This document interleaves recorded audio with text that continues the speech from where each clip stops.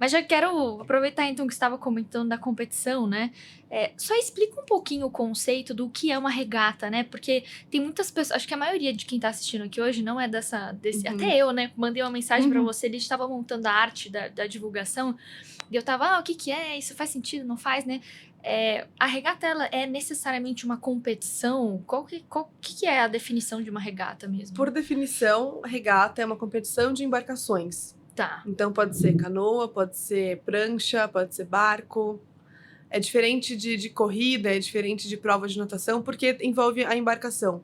Mas essa é uma prova que você vai sair de um ponto e chegar no outro. Tá. E aí existem vários tipos de regata. Regata de percurso, regata barla-sota, regata offshore, regata inshore. Enfim, é toda uma raiz aí de coisas. Mas é isso, ela é uma competição entre barcos, no caso de vela, entre barcos a vela.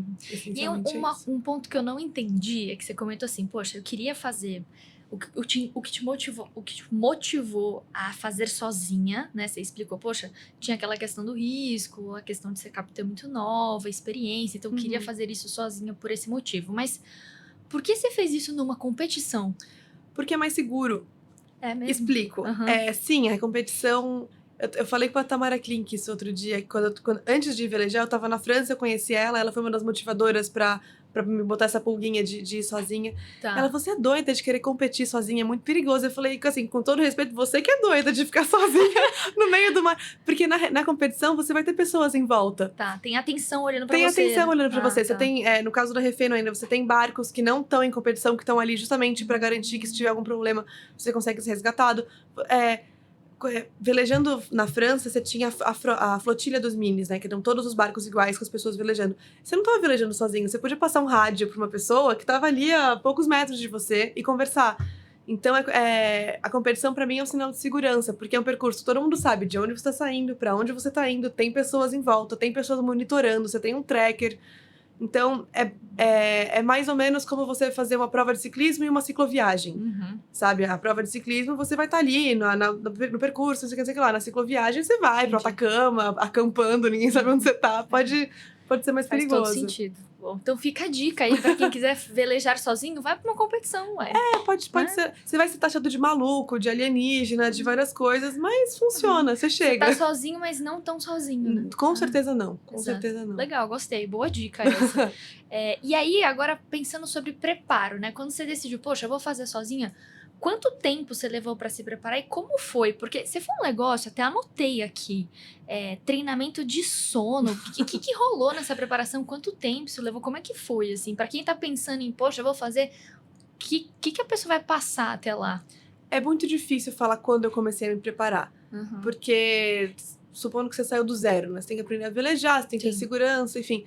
Mas eu digo que eu comecei a me preparar mais de um ano e meio antes, quando eu nem tinha o objetivo de fazer essa regata. Tá. E eu explico. Eu comecei a me preparar para as regatas em dupla na França. Que é uma preparação que você tem que ter curso de bombeiros, curso de primeiros socorros, curso de salvatagem, enfim, várias coisas para você se preparar. E físico também. Você tem que conseguir nadar tanto, correr tanto, colocar e tirar as roupas de sobrevivência, que são super técnicas, então é complicado de fazer isso. Você tem, enfim, é difícil de dizer o que exatamente tem que ser feito, porque depende muito do seu objetivo. Mas a preparação para o velejar sozinho em si foi uma somatória de toda essa preparação para velejar em dupla, mais 6 meses focado no sozinho. E por que o sono é importante? Porque o barco não para.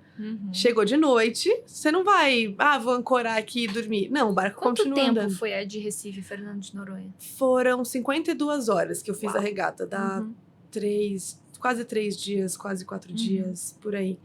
Ai, tô meio ruim de matemática agora, falhou a conta. Mas o tempo foram 52 horas. Na verdade, sozinha, eu fui de Salvador a Recife, que foi bem mais desafiador, porque eu peguei o vento contra, então tinha muito mais manobra, foi mais cansativo. Tá. Que essa eu fiz acho que foram 85 ou 95 horas, eu não lembro, mas eram mais milhas e demorou mais tempo. A Refeno em si foi uma regata muito escolhida a dedo, porque é uma regata que você pega os ventos alísios. Então, uma vez que você entrou no Alísio, você vai praticamente numa reta até Noronha. Então, acho que para ir para Noronha, eu devo ter dado mais de 50 manobras. Para ir de Recife a Noronha, foram 5 manobras. Entendi. Entre sair ali do porto e chegar em Noronha, sabe? E o treinamento de sono é muito importante porque existe um cálculo de tudo que tá no horizonte até chegar em você vai demorar 20 minutos.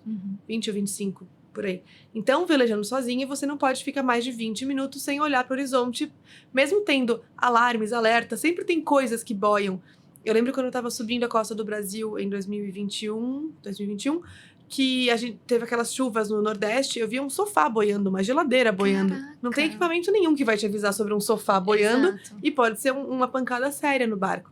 Então, o treinamento do sono é esse, é pra você se condicionar a atingir o sono REM em 20 minutos. Meu Deus. Já, assim, é difícil, nem sempre funciona, mas tem as técnicas de respiração quadrada, triangular, é você fechar a mão assim, porque você diminui a circulação, é uma coisa que os bebês fazem. Tem toda uma história, e assim, o meu treinamento, eu não tive nenhum médico fazendo coisas assim, recomendo que façam. Meus amigos velejadores profissionais faziam, e eu perguntava pra eles o que eles faziam pra se preparar. E eles foram. Eu lembro uma época que eu tava na Espanha, na casa da Jamila, e ela assim: seguinte, a gente vai dormir, só que eu vou botar alarmes.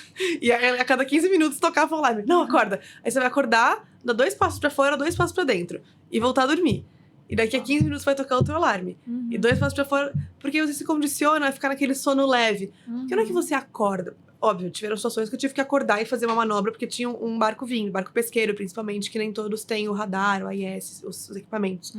Mas no dia a dia do barco, você tá dormindo, você vai levantar, olhar em volta, não tem nada, volta a dormir. Então é meio quando você tá dormindo e vai no banheiro e volta, não é nada tão difícil. Eu imagino que ter um filho bebê seja o mesmo nível de cansaço, exaustão e acordar você e dormir o tempo todo. Sócia. Não, com certeza. Ela fala que eu tô sendo preparadíssima pra ser mãe, que velejar sozinha é um bom preparo pra cuidar de uma criança. Tanto que a minha mãe falava que quando eu nasci, era a mesma idade que eu tinha quando eu fiz a regata sozinha. Então, ela tinha uma menina pra cuidar, eu tinha outra menina, que era o meu barco, no caso. Então, de preparo, assim, tem essas questões. Você se preparou pra questão de sono, tem uma parte técnica, eu imagino, né? Mas, então, foi mais, vamos dizer assim, né? Um ano e meio ali. Sim. Mas somado mais a uma né? vida inteira... mais específico pensando na prova, pensando nisso, com segurança, 2 anos pra, tipo, sair de vou velejar sozinho, vou atravessar a classe mini. Tem uma regata mais conhecida que é a Mini Transat, que você atravessa o Atlântico velejando sozinho. A campanha inteira dura 2 anos. Entre você se inscrever e você cruzar a linha de largada. Então, eu diria que 2 anos é um tempo de preparo seguro. Como meus objetivos foram mudando, era uma regata bem menor, em 1 ano e meio deu pra fazer com segurança, mesmo com problemas a bordo, eu consegui chegar e o barco voltou e tudo certo. Mas, pensando em recomendações internacionais, 2 anos é um bom tempo de campanha. Uau! E como é que é o estado da prova ali? Por exemplo, o estado mental. Você tá o tempo inteiro com a cabeça ultra agitada e tomando decisão e puxando, sei lá, uma corda e meu Deus, ou você consegue, tipo, respirar, nossa, não, agora eu vou parar pra comer alguma coisa, agora, não, aqui eu consigo dormir, ou você é um tempo inteiro de uma cabeça o tempo todo em estresse, vamos dizer assim. Como é que você diria esse momento de prova? Ou depende de provas também, enfim? Eu acho que é por isso que é recomendado que você faça a travessia sozinha antes da prova. Porque você vai reduzindo a quantidade de tomada de decisão. O que me salvou era a rotina. Então, eu sabia que às 5 da tarde eu ia risar a vela, que é abaixar um pouco a vela, porque à noite, se vier um vento mais forte, o barco não vai responder com tanta força. Às 5 da manhã, eu vou subir a vela de novo, porque tem luz do dia, eu consigo voltar na... Eu criava rotinas. Mas você fez esse trajeto com mais pessoas antes, foi isso? Ou você já tinha feito sozinha também? Não, a Recife Noronha foi a primeira vez que eu fiz tudo. Eu nunca tinha navegado naquelas águas e fui 100% sozinha. Mas o que eu digo de velejar sozinha antes eu fiz Salvador e Recife sozinha antes. Ah, tá, entendi. Agora então, eu tava acostumada com... Porque o ambiente que eu vou estar é o barco. O mar em volta, você sempre vai ter adaptações e tomadas de decisão. Agora, se você conseguir reduzir a quantidade de tomada de decisão dentro do barco, melhora muito.